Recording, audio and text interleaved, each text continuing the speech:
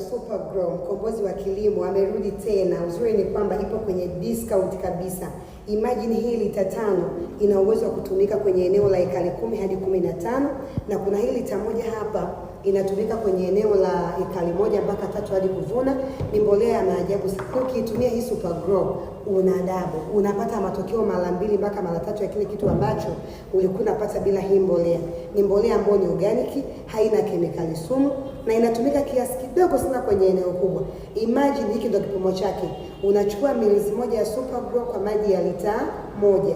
Kwa mfano kama hiki kipimo ni mililita 50. Kwa unachukua mililita 50 kwa maji ya lita 50. Habari njema ni kwamba hii mbolea hata kama ukatumia msimu huu ikabakia, kwa sababu gani?